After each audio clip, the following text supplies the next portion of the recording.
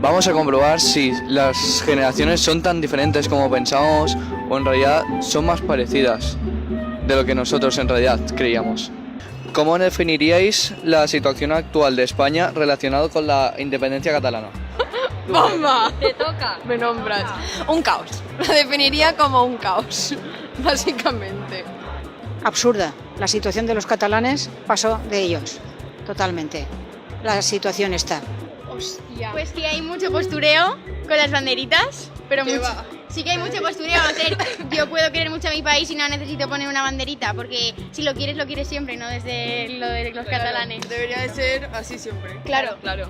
Aquellos son muy cabezotas y quieren lo de ellos y entonces el resto de España no está por eso.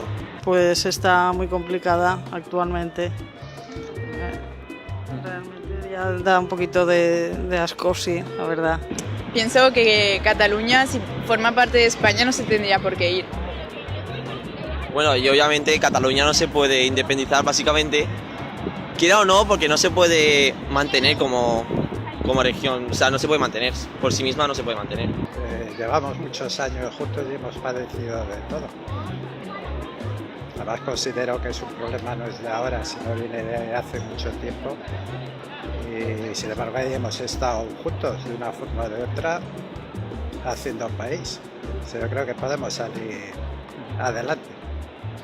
¿Cree que las clases sociales están más equilibradas hoy en día o lo estaban en la época de Franco? No, ahora hay, lo que pasa es que somos más gente, hay también bastantes plazas, lo que pasa es que somos más gente, porque hace 20 años esto era la mitad de población, ya viene mucha gente pues extranjera, que me parece muy bien.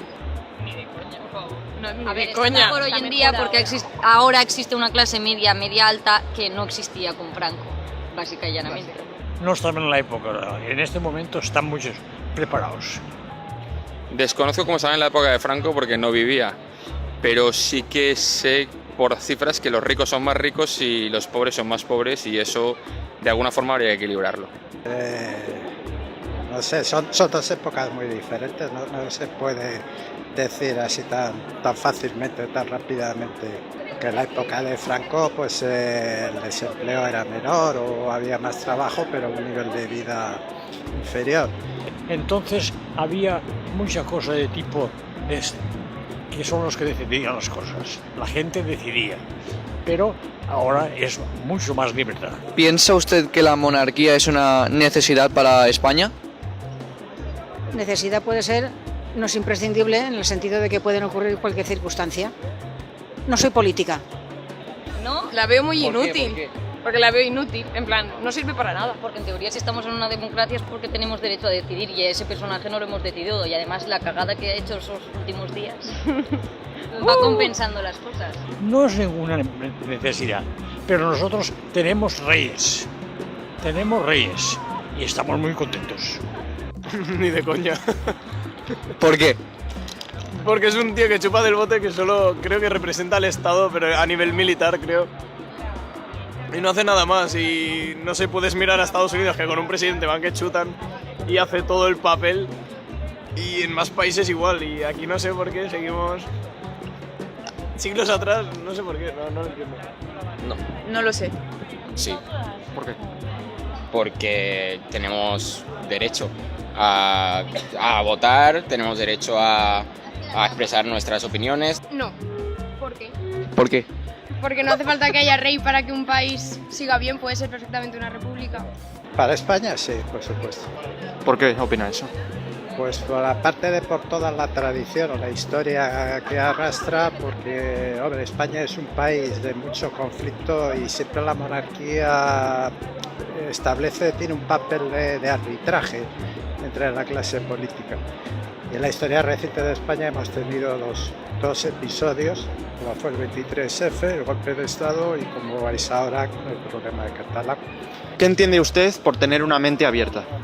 Pues que acepta todas las opiniones. Claro, sí. Una mente abierta, bueno, pues estar dispuesto a escuchar a cualquier otra idea o a convivir con personas de cualquier, no ya ideología, sino raza, religión.